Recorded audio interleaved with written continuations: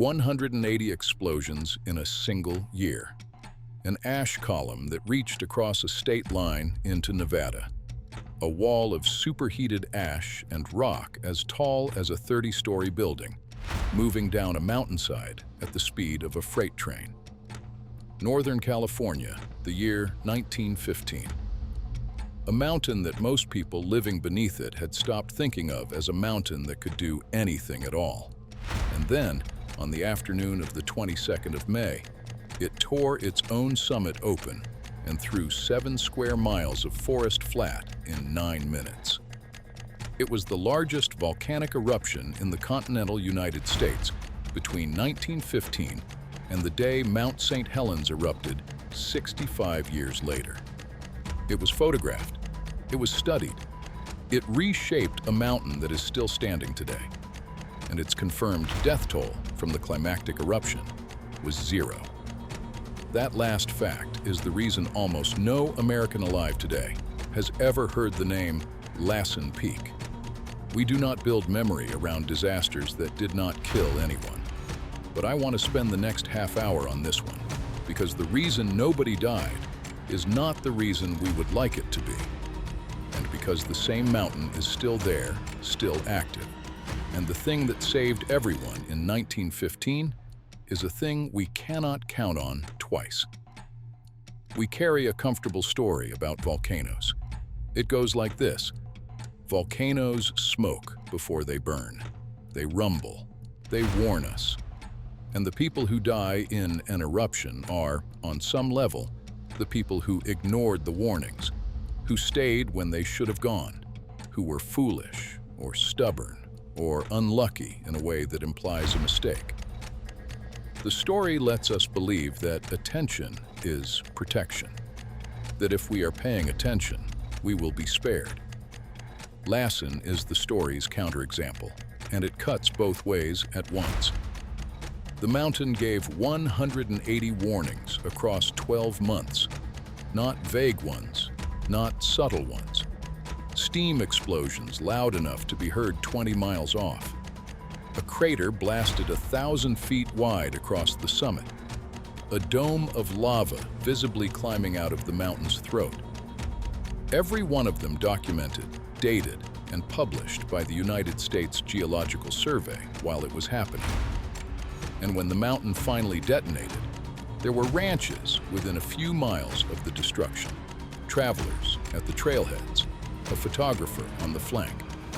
The attention was there, the warnings were there, and the reason no one died has almost nothing to do with either. So the questions I kept coming back to are these. Who was the man who walked toward an erupting volcano that morning with a camera on his back? What did the Geological Survey understand about Lassen that the tourist guidebooks of the era flatly denied? And if a mountain gives 180 warnings and almost no one is able to act on them, what exactly would the next warning look like? By the end, I think it will be clear why the most violent volcanic day in 20th century California killed no one, and why I don't believe the second time would go the same way. Start with the man and the camera, because everything that follows runs through him. His name was Benjamin Franklin Loomis. In the spring of 1915, he was 38 years old, a lumberman from the small town of Viola, about 20 miles west of the peak. He was not a scientist, but by that spring, he had become, almost by accident, the most experienced photographer of an active volcano in the United States, because he had been photographing Lassen for nearly a year, ever since its first steam explosion, and he had watched it build a new crater at its summit through the spring, the summer, the winter, and into the spring again. You have to understand what photography meant for a man like Loomis in 1915 to feel the weight of what he did. Each image existed as a single copy, exposed onto a heavy glass plate. There were no negatives to reprint from in the field, no second chances on a frame. To photograph the mountain, he carried those plates one at a time, by wagon and on foot, straight toward an erupting volcano. And every plate he brought back was, in a literal sense, the only one of its kind on Earth. By the morning of the 22nd of May, the negatives he was carrying formed the most complete photographic record of an American volcanic eruption that had ever been made. That morning, he made 6 exposures on the devastated northeastern flank, the mountain still steaming from 3 earlier nights of eruption. The path a mudflow had cut down the valley, the snapped trunks of trees pointing away from the summit like the needles of 100 compasses. And in the foreground of one of his most famous plates, a boulder the size of a small barn, a rock the crater had hurled out 3 days earlier that had bounced and rolled down the flank and come to rest in the middle of the dead ground.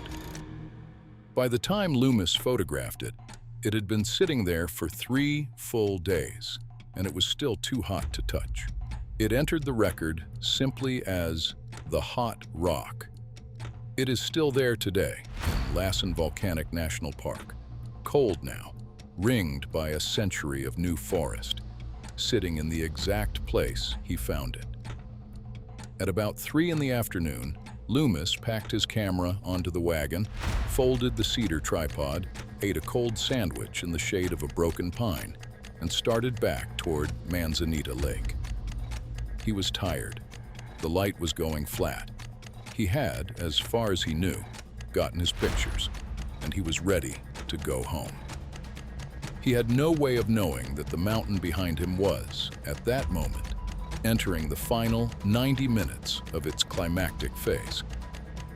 At 9 minutes past 4 in the afternoon, a little over an hour after he loaded the wagon, the exact patch of ground where his tripod had stood ceased to exist. It was inside the pyroclastic flow. Every tree standing there at 3 o'clock was, by 4:15, flattened, incinerated, or buried under feet of scalding ash. Loomis had walked out of the kill zone 1 hour before it became a kill zone, and he would spend the rest of his life not entirely certain why he had left when he did.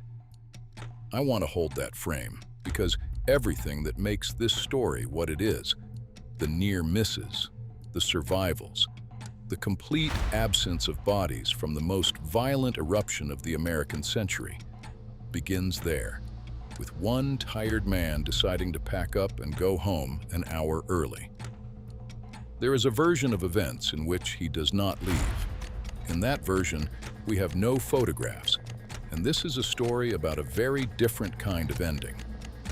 But to understand why no one else was standing on that ridge at 4 in the afternoon, not a rancher, not a hiker, not a road crew, not anyone, I have to go back a full year to the day the mountain first gave notice.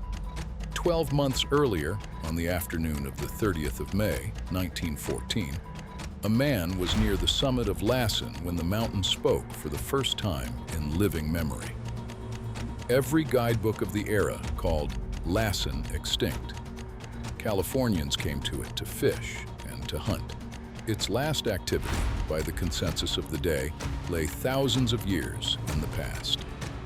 And then the ground let out what witnesses described as a roar, and threw a column of steam more than 1,000 feet into the air, and rained ash down on the shoulders of anyone standing near. That was warning number 1. Over the following 12 months, Lassen produced 179 more steam explosions. They were timed, counted, and cataloged by the American geologist Joseph Silas Diller of the Geological Survey. Some were small puffs that lasted less than a minute. Others shook windows 20 miles away and blackened the sky at midday. By that summer, a crater 1,000 feet wide had been blasted out of the summit. By winter, the snow falling on the peak was melting in a ring around the vent. The interior of the mountain was warming from below. By the spring of 1915, a dome of thick, pasty lava was rising inside the crater, like something pushing its way up a throat. In the space of a single year, the mountain had completely rewritten its own summit. Here is the part of the story that has stayed with me longest, because it is not really about geology at all. Everything I've just described was in the scientific record as it happened. Diller and his colleagues knew from the first month that the mountain was in an active phase. Their field notes describe a volcano remaking itself in real time. Their conclusions were published in bulletins that circulated among geologists, universities, and the federal scientific establishment. And then the knowledge simply stopped moving. Because in the United States of 1915, there was no mechanism to turn a geologist's field notes into an order to leave. No warning system, no civil defense agency, no county official empowered to close a valley or clear a trailhead. The information traveled at the speed of print through scientific bulletins into the hands of people with no authority to act on it. And there it sat. It would be another 50 years before the federal government built the institutions that could translate a scientist's alarm into a public order to evacuate.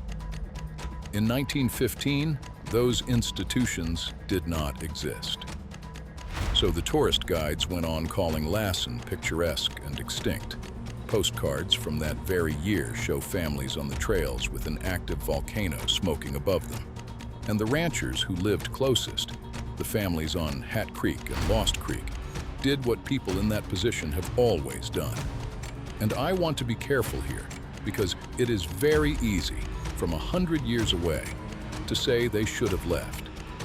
But leaving is a decision, and knowing that a mountain is smoking is not the same as knowing it will kill you. Nobody in a position of authority was empowered to make that decision for them, and no one abandons the land that holds their entire life's wealth on the strength of ambiguous information and a bad feeling. So they watched. They adjusted. They moved cattle a little farther from the summit. They stayed. And through the spring of 1915, the mountain kept building toward something none of them could see coming. The first true blow came in the dark, and no human being on Earth watched it happen. At about 11 o'clock on the night of the 19th of May, the eastern side of the lava dome at the summit collapsed. There were no witnesses. The nearest habitation was 30 miles off. The sky was overcast. The last observers had gone to bed hours earlier in the towns of Manton and Mineral. Whatever happened in that crater at 11 that night happened unseen, and we know what it was only from what it left behind. About 2 hours later, near 1 in the morning, the water in Hat Creek rose sharply, 30 miles northeast of the summit. A rancher, woken by his dog, stepped outside to find the stream already over its banks and climbing past his knees. The water was warm. It smelled of sulfur. He carried his household to higher ground in the dark, and by doing so, without ever seeing the mountain, he saved their lives. By sunrise, the picture on the northeastern flank had changed completely. A wall of mud and rock, a lahar, had come off the summit in the night, followed the drainage of Lost Creek, gathered trees and boulders as it ran, and traveled some 15 miles before it stopped. In places, it lay 70 feet deep.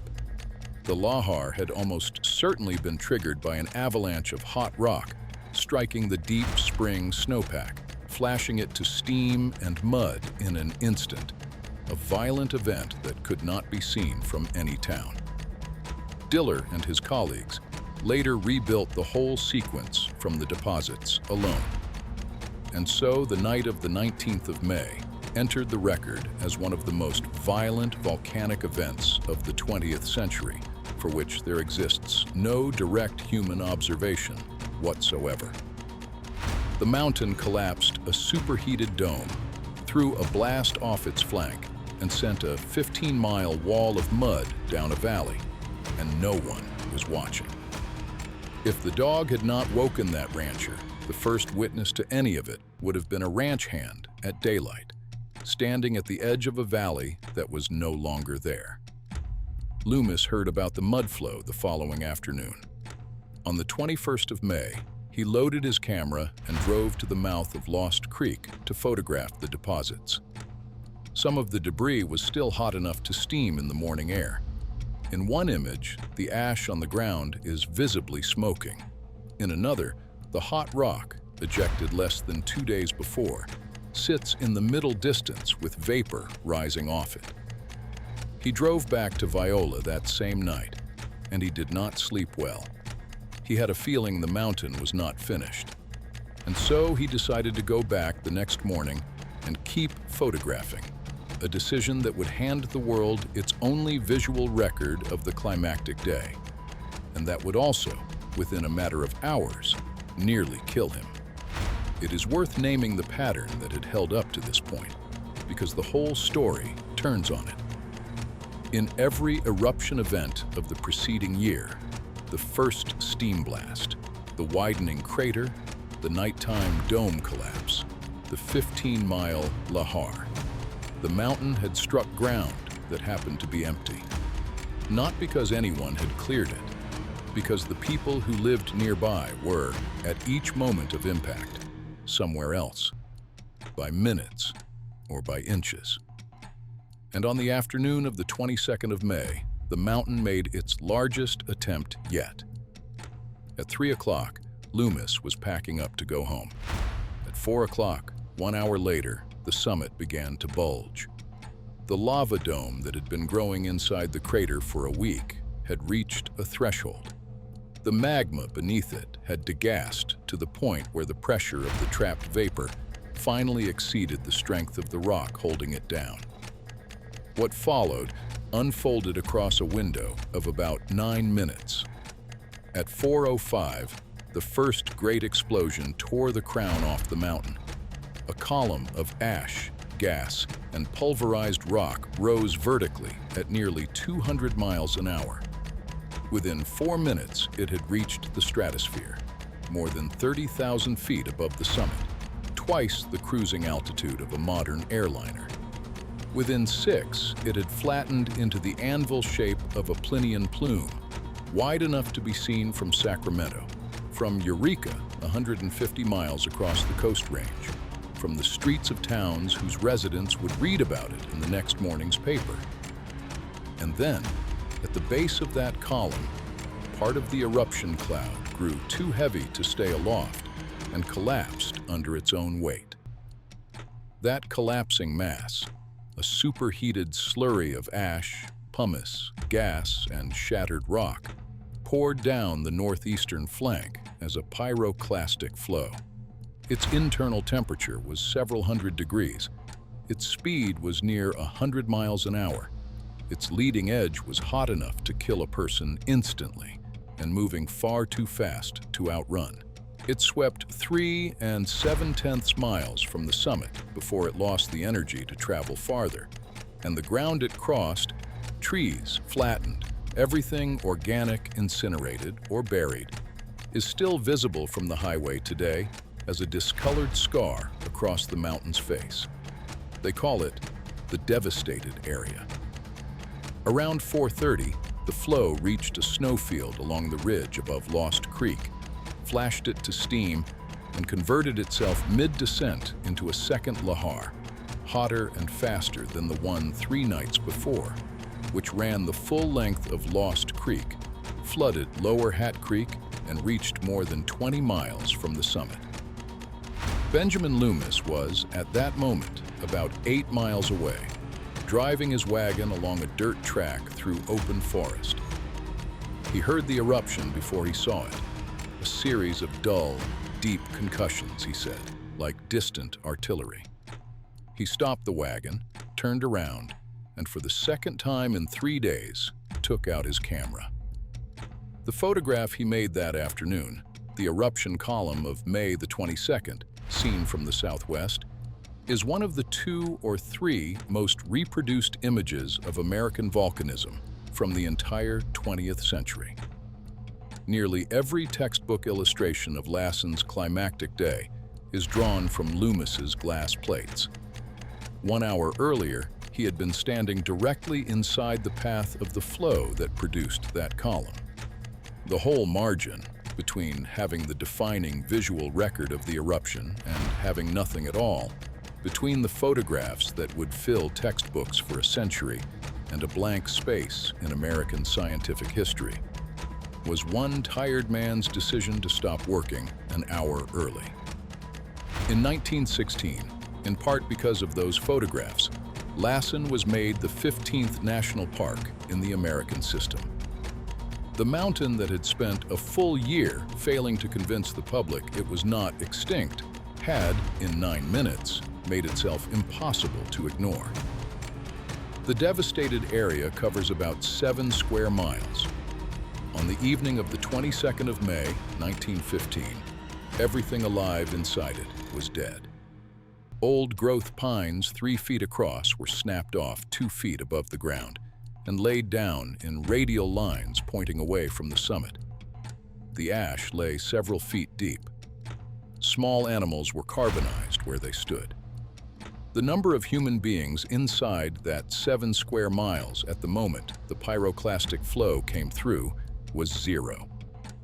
The lahar that followed flooded homes, destroyed a sawmill, and carried debris heavy enough to take out bridges more than 20 miles from the peak. Human casualties along its entire length, 0. There is a phrase American geologists use quietly, mostly among themselves, when they talk about 1915. They call it the eruption that missed, as though the mountain had been aiming and something had bumped its arm at the last second. I have spent a long time with this record, and I don't think anything bumped its arm. I think a series of separate, unrelated, ordinary decisions made by ordinary people over the course of a single week happened to line up into a miracle that no one at the time recognized as one. Lay them out, and the thing is almost unbearable to look at directly. The dog at Hat Creek that woke a rancher at 1 in the morning. The tired photographer who packed up an hour early. The rancher who had moved his cattle north on the morning of the 19th, and therefore happened to be standing north of the lahar's path when it came through. A schoolteacher in Manzanita who had called off a planned hike 2 days earlier because the weather turned cold. A road crew that, for reasons that had nothing to do with the volcano, had closed the eastern approach to the mountain the week before the climactic blast. Any one of those going differently puts a person in the flow. Not 100 people. 1. And if a single one of them had gone the other way, Lassen 1915 enters the record not as an anomaly, but as a fatal American eruption. An ordinary tragedy, the kind we remember. The thing that separated the miracle from the tragedy was not a plan. It was a scatter of coincidences, each invisible to the people living inside it. Beneath the small human accidents sat 2 larger facts, and these were not luck in the same personal way, but they were not competence either. The first was the direction of the blast. The pyroclastic flow went northeast into the least populated quadrant of the surrounding country. The mountain does not choose which way to fall apart. That was geometry and gravity and nothing more. Had the blast gone southwest, toward Viola, toward Loomis's own town, the story of 1915 would be a story about a body count. The second fact was population.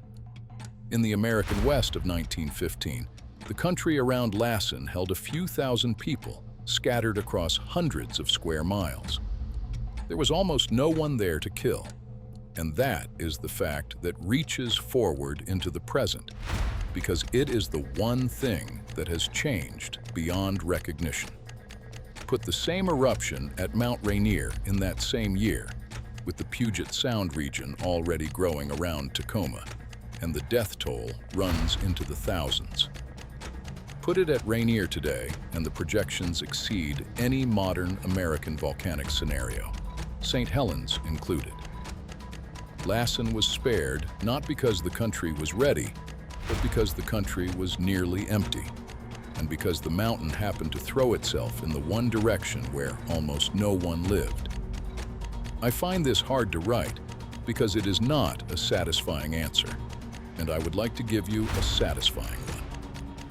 The reason no one died at Lassen in 1915 is not competence. It is not preparation. It is not a warning system that worked because there was no warning system. It was absence, an empty room when the alarm went off. The mountain gave 180 warnings across a year, and almost no one was able to hear them in any way that mattered. And the reason that did not become a catastrophe is that there was, by luck, almost no one standing where the catastrophe landed. That is the whole lesson, and it refuses to be comforting. We would like the story of Lassen to be a story about humans rising to meet a natural hazard. It is not. It is a story about how sometimes, when the alarm rings, the room simply happens to be empty already, and about how thin, how accidental, how undeserved that emptiness was. Since the park was founded in 1916, tens of millions of people have visited the mountain. The devastated area is regrowing. The seedlings that struggled up through the ash in the 1930s are old trees now. The hot rock still sits where Loomis photographed it. And beneath all of it, according to the Geological Survey's California Volcano Observatory, the magma chamber that fed the 1915 eruption is still there. Geologists who have spent their careers reconstructing this eruption from its deposits, among them Michael Clynne of the USGS, describe Lassen with a single, deliberate word. Not extinct, not dormant, active. The mountain today looks, from most angles, almost exactly as it did in the postcards of 1915. The summit is intact. The lava dome is still visible from the air.